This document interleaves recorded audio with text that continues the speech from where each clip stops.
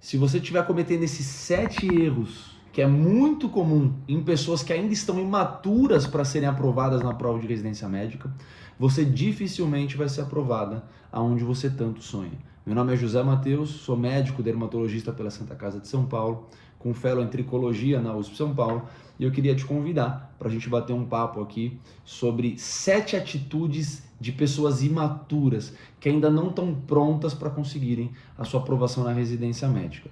Nesses últimos 4 anos eu venho conversando, convivendo diretamente com pessoas que estão exatamente na sua posição, e eu consigo perceber um padrão, e esse padrão ele vai se repetindo. E quando eu falo que a aprovação na residência médica é muito mais do que só a prova, é sobre uma transformação de vida, uma transformação principalmente mental, e que se você estiver cometendo alguns pequenos erros diários, vão chegar lá no dia da sua prova, no final do ano que vem, e você vai sentar para fazer a prova, e aí você vai entender porque existe uma outra pessoa que teve uma mentalidade diferente, que fez as pequenas coisas diárias de um jeito melhor, chega no dia da prova e performa 85, 90% da prova e consegue as melhores vagas nas melhores instituições.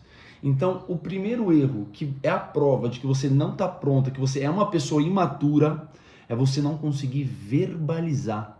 Uma coisa que parece boba, mas você não consegue verbalizar a especialidade que você quer. Sabe por que você não consegue? Porque muitas vezes você tem medo do julgamento do próximo. Então, assim, vamos supor que no seu coração more o seu desejo de fazer dermatologia, ou more o desejo de fazer neurocirurgia, mas no fundo, você dá uma patinada quando seus amigos ali do internato, do seu grupinho mais perto, perguntam para você: o que você vai prestar na prova de residência? Aí você fala: não sei, eu estou em dúvida. Eu vou prestar clínica médica, ou não sei, eu estou entre duas. Não, sendo que, na verdade, já morava no seu coração o desejo de prestar aquela especialidade, mas ela é muito concorrida. Você tem medo de trazer um peso para você. Isso mostra que você é imaturo. O primeiro passo da sua aprovação na residência médica é você conseguir verbalizar: eu quero prestar dermatologia, eu vou prestar dermatologia, eu vou prestar neurocirurgia. Esquece esse medo, você não deve nada para ninguém. Se você não consegue esse mínimo de dor, da dúvida se você vai passar ou não, e foda-se o que os outros estão pensando. Ninguém vai fazer isso por você. E não existe mentoria no mundo que vai te aprovar. É você que vai ser aprovada. É claro que se você pegar os atalhos, se você andar por um caminho seguro, uma trilha feita manualmente, que tenham pessoas te cercando, que tenham pessoas te ajudando nesse caminho a não cometer os erros que são fatais para qualquer aprovação, é muito mais fácil. Mas é você que tem que assumir esse papel de protagonista da sua preparação. Então, o primeiro passo é o medo de verbalizar o nome da especialidade. E o segundo erro que mostra que você é uma pessoa completamente imatura é quando você não consegue falar para os outros os locais que você quer prestar. Na verdade, às vezes, não é que você não consegue, que você sabe e tem medo de falar para o outro os locais que você quer prestar prova de residência. Muitas vezes o problema é anterior. O problema é você começa a se enganar de que, na verdade, você não quer aqueles locais mais disputados. Você começa a falar o seguinte: eu quero passar na residência, eu quero passar naquele hospital municipal, daquela cidade do interior, daquele estado, porque, no fundo, eu só quero ser dermato. Ou, no fundo, eu só quero fazer neurocirurgia. Mas não, se você pudesse, no silêncio da noite, deitada no seu travesseiro, se você pudesse pedir, se você pudesse escolher aonde você queria fazer, onde era o seu sonho, onde você ia se orgulhar pra caralho, que você ia poder falar assim: eu tenho orgulho, me formei em tal hospital. No fundo, no apagar das luzes, se você pudesse escolher, não ia ser nesse hospital municipal do interiorzinho ali daquele estado X. Então, o segundo passo que mostra que é uma atitude imatura, e se você não superar isso, você não vai conseguir ser aprovada nesses melhores locais, ou seja, você está deixando de seguir o seu sonho, você está se podando, lembra que você vai viver uma vez na vida. Uma vez na vida você vai viver. Você não vai viver duas, você não vai viver três. Nessa única chance que você tem de escrever a sua história, de poder viver uma vida que você se orgulhe, você fica com vergonha e fala, você não consegue verbalizar os locais. A pessoa não consegue, no fundo ela queria a USP São Paulo, ela queria a Santa Casa de São Paulo, a Escola Paulista de Medicina, ela queria passar na Unesp Botucatu, na Unicamp, mas ela não vai falar isso. Ela vai falar uma coisa mais tímida que ela começou a acreditar e então esquece isso.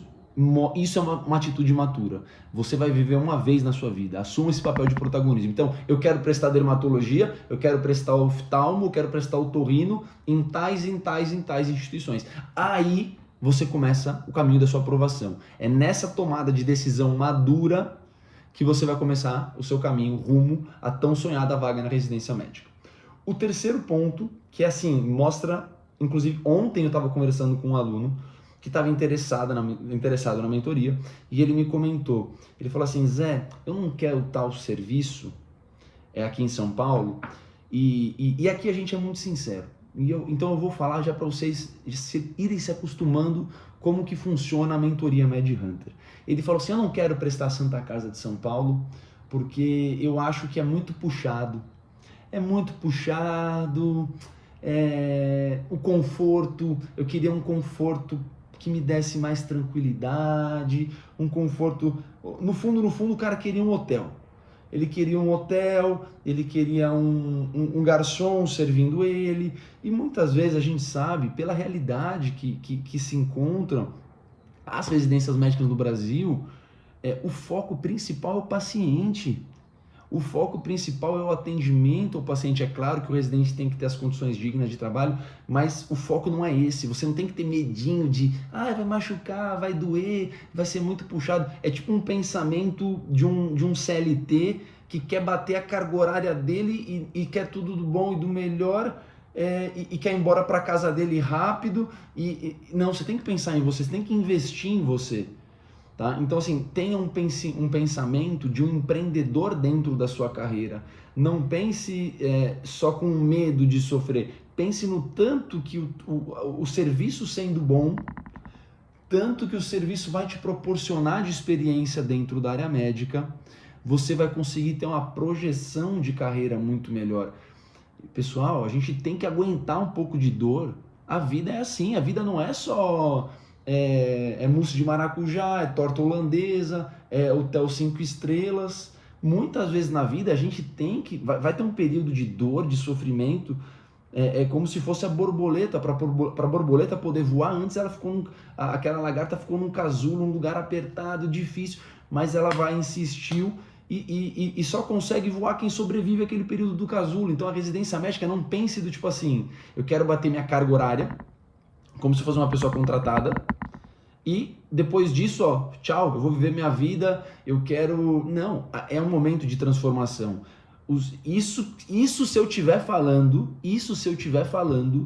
para você que está me escutando, de uma pessoa que quer fazer a diferença na vida dos seus pacientes, que você quer aprender com o melhor staff da residência médica, que você quer ter o orgulho de poder ter passado, se transformado, tanto nesse período pré-prova, que já começa um período de transformação para a sua vida. Não é só a residência que vai transformar a sua vida, esse período de dor, de abdicação já está transformando a sua vida e você vai coletar todos esses resultados no futuro, assim como hoje, graças a Deus, eu estou coletando, e de vários outros amigos que passaram por grandes instituições de residência estão coletando. Então não pense do que a residência médica vai conseguir te propor, pense o que você vai conseguir propor para a residência médica, o quanto que você vai se entregar para poder ajudar na base, ali na linha de frente, com aquele paciente humilde que acorda às 3 da manhã para poder te ver. E você está pensando no seu conforto, você tinha que estar pensando em se arrumar melhor, se vestir melhor, acordar mais cedo, tomar um bom café para poder chegar no atendimento com um sorriso na cara e entregar a sua vida naqueles 2, 3 anos de residência médica. É isso que vai fazer a diferença na sua formação. Então, se você está querendo escolher o lugar pelo que o hospital vai te propor e não do que você vai propor na base daquele serviço, você é uma pessoa imatura e dificilmente vai conseguir ser aprovada na residência porque seu foco está errado. Seu foco tinha que estar, eu vou estudar porque eu quero dar a vida para os pacientes. E não, eu quero estudar, mas eu não quero estudar tanto. E aí você começa a se enganar. Às vezes você até queria, mas não, porque o conforto não é tão bom, então nem quero mesmo. Eu quero mesmo tal hospital particular que lá, o conforto é top, tem cappuccino, tem... Então saiba o que você quer, não fique boiando, dê nome às coisas. E se você estiver fazendo essas atitudes, toma cuidado, porque isso pode estar te afastando da residência médica. E vai te afastar. Quarto ponto, a balela. Isso, eu fiz uma faculdade de medicina particular e isso é um pensamento quase hegemônico nas faculdades de medicina particular. Quem faz a residência médica é o médico. É o típico pensamento mediano, do tipo, não, você não precisa estudar tanto para residência, no fundo, quem faz a residência é o médico, disse a pessoa que nunca conquistou nada na vida. Então você tem que seguir conselhos de pessoas que já conquistaram aquilo que você quer. Então, se você acredita que quem faz a residência é o médico, é óbvio que o médico ele pode fazer USP. Isso é um residente ruim, um cara que chega atrasado, um cara que se veste mal, um cara que não gosta de atender, um cara que quer fazer o dele e ir embora, que nem eu comentei anteriormente aqui para vocês, que não tá nem aí para entrega, para a vida daqueles pacientes. Agora, é nítido que o hospital, os seus chefes, que estão nas melhores residências, eles têm uma maior projeção dentro do mercado médico e isso pode te aproximar de melhores oportunidades no futuro. Então, nos melhores serviços aqui de São Paulo, do Brasil inteiro, os chefes dos melhores serviços são normalmente os que palestram nos congressos, que têm os melhores contatos ali para poder, inclusive, te ajudar no futuro numa eventual possibilidade. E você sendo um cara ético, moral, um excelente profissional tecnicamente falando, de se encaixar próximo de grandes oportunidades. Então hoje em dia eu trabalho num local que com certeza se não fosse a residência médica na Santa Casa, eu dificilmente estaria tendo essa oportunidade que está transformando a minha vida como profissional e ajudando no sustento da minha família. Então se você quer as melhores oportunidades no futuro, esquece esse lance. Quem faz a residência é o médico. Vai lá então, paga o preço para você fazer uma residência no local afastado, sem preceptor bom, sem fluxo de paciente e acha que as oportunidades na sua vida vão surgir do nada. Você acha que é o Instagram que vai te garantir? Tá aí a geração. Então, leão anda com leão. Se você quer sangrar agora na preparação, ser aprovado nas melhores residências, para ter um futuro melhor para os seus pacientes, para a sua família, sejam bem-vindos a MedHunter. É com você que eu estou falando. Quinto ponto, que é uma atitude imatura de uma pessoa que realmente não está pronta para passar na residência médica. A pessoa que não quer fazer cursinho, tendo a oportunidade, ela não quer fazer cursinho no quinto e no sexto ano porque ela quer render no internato. Corta para ela não rendendo no internato. E no fundo, é uma atitude que é aquela pessoa que ela tem pena de si mesmo. Ela já está fazendo internato, ela já passou numa faculdade de medicina, por que agora, chegando no quinto, sexto ano, ela vai ter que estudar mais? Ela vai ter que fazer um cursinho muitas vezes à noite, ela vai ter que conciliar a faculdade com uma preparação para residência médica. Deixa eu te falar uma coisa, a prova de residência médica, ela é um concurso público, é concurseiro. É fundamental que você tenha um bom desempenho na faculdade de medicina, que você se dedique para os pacientes que estão dependendo muitas vezes de você. Isso é uma coisa que não está sendo conversado. Agora, você ficar com peninha de você e achar que o estudo para a prova da faculdade é o mesmo que a prova da residência médica é uma grande falácia. A pessoa que é aprovada na residência médica é a pessoa que sabe marcar o X certo. E muitas vezes o que você está aprendendo na faculdade vai te ajudar a ser um grande profissional, a ser um médico melhor, a fazer um melhor exame físico. Agora, prova de residência. Você quer passar na prova de residência médica, tendo oportunidade de fazer cursinho no quinto e no sexto ano, e você não quer, porque você quer render mais no internato? Toma cuidado, grande chance de você estar se enganando, você está com pena de você mesmo e no final das contas vai ter alguém que vai ter se dedicado para o internato, vai ter feito cursinho no quinto e sexto ano, vai ter feito uma boa mentoria, vai chegar lá no final do sexto ano, vai fazer as provas para a residência médica e vai desempenhar mais que você, aí você vai falar, agora eu tenho que fazer mais um ano de cursinho. Mas no fundo foi uma série de decisões, uma série de pequenas decisões diárias que levaram ao seu insucesso. E isso também versa sobre a imaturidade. Se você tem a oportunidade de fazer cursinho no sexto ano, faça. Faça, porque as provas de residência médica estão cada vez mais difíceis e você saber marcar o X certo pode ser um grande diferencial na sua aprovação direta do sexto ano, certo? Sexto ponto, algo que mostra que você é completamente imaturo e não vai passar. Essa, se você estiver fazendo, você não vai passar. Tentar enriquecer fazendo plantão no ano da preparação para a residência médica. Um ano não vai enriquecer ninguém, ninguém vai ficar milionário, vai ficar rico com plantão. Mas um ano ele é o suficiente para exterminar qualquer chance que você tinha de ser aprovado na residência médica. Então, se você está achando que você vai conseguir conciliar uma carga horária alta de plantão com uma carga horária alta de estudo, deixa eu te falar, deixa eu ser... Aqui tô sendo o irmão mais velho aqui para você. Vai dar merda. Não dá. Você tem que ter uma decisão, tem que ter decidido, tem que estar fixo na sua cabeça. O maior objetivo do meu ano, esse ano, será passar na prova de residência médica. Se você tentar ficar milionário dando plantão, você vai se desgastar mentalmente, porque não é só a hora do plantão, é o estresse antes do plantão, é a hora do plantão, é a recuperação pós-plantão. Enquanto isso, tem alguém que escolheu ativamente, uma pessoa madura, ela escolheu apertar um pouco o orçamento naquilo que é possível para ela esse ano, e ele escolheu que o grande objetivo da vida dele aquele ano seria ser aprovado na residência médica. E aí você começa a entender, desde do primeiro item que a gente conversou aqui, o porquê existem pessoas que chegam lá no dia da prova e desempenham muito melhor do que outros. Porque é tijolo por tijolo que você vai construir a sua aprovação. E achar que vai dar para ficar milionário, que não vai, e passar numa grande residência médica, você não vai conseguir. Você não vai ficar... Se você escolher por querer dar muito plantão, você não vai ficar milionário e não vai passar.